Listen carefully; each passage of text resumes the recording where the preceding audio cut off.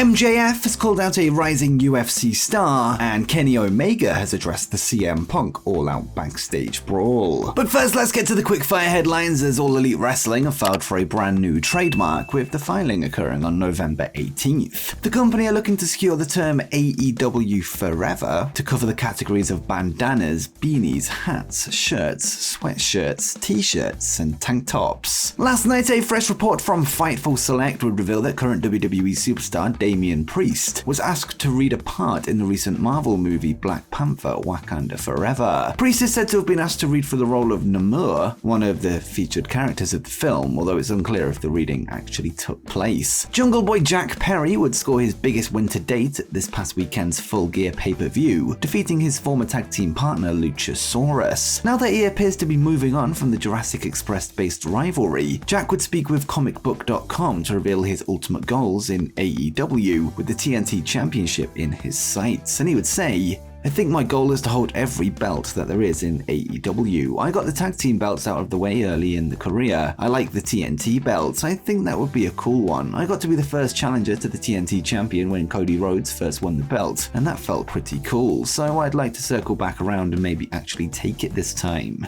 Last night, WWE would host the latest episode of NXT, where the next challenger for the NXT Championship was confirmed. The NXT Deadline Premium Live event will be headlined by a match between Bron Breakker, who puts his title on the line, against Apollo Crews, who was recently moved back to the Black and Gold brand after a run on the main roster. The former United States and Intercontinental Champion now looks to add another belt to his trophy case, with the event going down on December 10th. Elsewhere on the show, the script's vignettes came to its conclusion as the identity of the mystery figure was revealed. A masked wrestler would take on Guru Raj in a short match before placing his calling card on top of his opponent. The character is being played by former WWE 24/7 champion Reggie, who impressed with his athleticism during his time as the assistant of Carmella on the main roster, before he went on to kayfabe marry Dana Brooke. The show would also see the return of a former Retribution member, as Dominik Dijakovic would make an appearance after weeks of vignettes. He would appear after the main event for the NXT North American Championship that saw Wesley successfully defend against Carmelo Hayes. Dijakovic, who has now reverted back to his former name of Dijak, would then lay out the champion to close the show. It was recently announced that AEW star Sting will team up with his old rival, Great Muta, as part of the Japanese Legend's retirement tour with Pro Wrestling Noah on January 22nd, with the match marking the last appearance of the demonic wrestling persona. Well, it has now been announced that the bout will now be a trios match, with Darby Allin now joining the team for the historic match, although the opponents are yet to be confirmed. Muta, real name Keiji Muto, will later go on to have his final match as himself on February 23rd under his real name. A brand new season of the A&E WWE Legends documentary series is said to be in the works, and PW Insider have released a list of names that are set to be featured. According to the report, the Iron Sheik, Kane, Randy Orton, Dusty Rhodes, Ricky Steamboat, and Jesse Ventura will all have their careers spotlighted in an episode. On top of this though, a current AEW star is also set to feature in the series, with an episode dedicated to Paige, the now Saraya in AEW. No release date is currently known, and it's possible that they do scrap the episode due to her current status, but for now it seems to be the plan. The identity of the fifth member of the Babyface Women's War Games team has long been speculated on, although it seems that we now know the identity of the mystery wrestler. Following a recent report from Fightful that claimed Becky Lynch was slated to be the fifth woman, PW Insider have now confirmed that Lynch will be backstage at Survivor Series on Saturday. This seems to end fan talk that the role will be filled by Sasha Banks or Naomi, who are currently absent from the promotion. The reveal will take place this Friday on SmackDown, so we won't have long to wait. AEW President Tony Khan would appear on the Unrestricted podcast this week, where he revealed who he thinks is the future of pro wrestling, highlighting former TNT champion Wardlow as a future star, and he would say,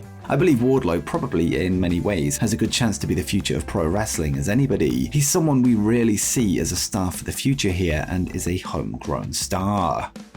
And next up, WWE and AEW stars are set to wrestle on the same show. Following their departure from Impact Wrestling earlier this year, the Good Brothers would return to WWE in early October to reunite with AJ Styles. At the time, Carl Anderson was booked to defend his Never Openweight Championship against former Bullet Club member Hikuleo on the November 5th NJPW Battle Autumn show. However, the Good Brothers were then double booked by WWE to appear on the Crown Jewel event in Saudi Arabia on the same night, with the New Japan match being cancelled. Despite threats of stripping Anderson of the title if he were to no-show, he is still the reigning champion and is now set to return to the company. Earlier today, New Japan Pro Wrestling announced that on December 14th, Machine Gun Carl Anderson will defend the Never Openweight title at the combined Super Junior and World Tag League finals against Hikuleo over 1 month after the original match was planned. On top of this, Fightful Select are reporting that the Good Brothers are scheduled to appear beyond this, with there being plans for them to work through till at least Wrestle Kingdom in January. The duo are said to have committed to this before joining WWE, with their current employers seemingly allowing them to honor their word. If this is the case, the Tokyo Dome show will now feature wrestlers from New Japan Pro Wrestling, Stardom, AEW, and WWE. Who the Good Brothers' opponents will be remains to be seen, but we do know that AEW star Kenny Omega will battle Will Ospreay on the show for the IWGP United States Championship, with more All Elite talent expected to be announced in the coming months. It'll also be interesting to see if AJ Styles joins the Good Brothers at the event, although for now this does seem unlikely. And next up, MJF has called out a rising UFC star. Current AEW World Champion MJF would be involved in an online war of words with current UFC fighter Paddy Pimblett, who has made a name for himself with his impressive fighting skills, his unique charisma, and his trash-talking style. The exchange would lead to a challenge at AEW's upcoming London show, which will go down in 2023, with Pimblett being from Liverpool, England. Speaking with ESPN's Mark Raimondi this week, Max would tease an appearance at next month's UFC show, where Paddy the Baddy will meet Jared Gordon inside the Octagon, and MJF would say, "I wouldn't be shocked if the AEW World Champion shows up on December 10th in Vegas. I'm sick and tired of people talking about pro wrestling as if it's some fucking stunt show. The fact of the matter is, Paddy the Prima Donna Pimblett would not last 2 seconds in a professional wrestling ring with me. Maybe not even 1. This fat, moon-faced prick Will from Stranger Things looking asshole dollar store Conor McGregor decided he needed to chirp up and say, oh, wrestling is fake. Let me tell you something, we are real fighters, they are prima donnas."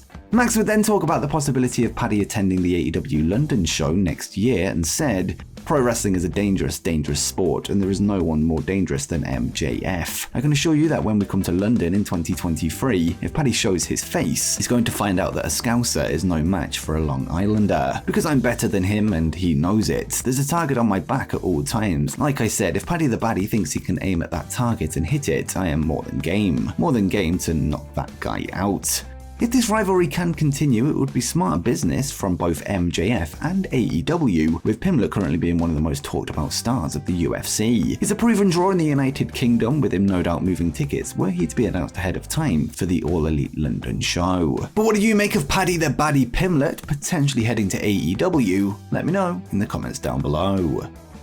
And finally, Kenny Omega has addressed the CM Punk All-Out backstage brawl. 3 months ago, after the AEW All-Out pay-per-view, the Young Bucks, Kenny Omega, Ace Steel, and CM Punk were involved in a physical altercation backstage. This following Punk's remarks at the post-show media scrum, where he accused the EVPs of leaking lies about him to the media. As we know, all involved were suspended, with Steel eventually being fired, the Elite later returning to screens, with CM Punk's status still up in the air, with him currently injured and reportedly negotiating his way out of his contract. Ahead of tonight's AEW Dynamite episode in Punk's hometown of Chicago, Kenny Omega would speak with Sports Illustrated, where he addressed speculation surrounding the AEW All-Out backstage altercation, stating that there isn't going to be any new information released, encouraging people to move on, and he would say, "There are things no one can talk about, so I'd encourage people to let it go. It doesn't change that we want a team effort in AEW. I don't even mean implicitly myself and my opponent. It also means the referee, the fans, the people who set up the ring, everyone. Even a technical error can ruin the memory of a match. I can refer back to the exploding barbed wire death match, so I encourage people to move away from it because there is no information to be released. Though I cannot talk about it, I do want fans to know I still want the best for pro wrestling."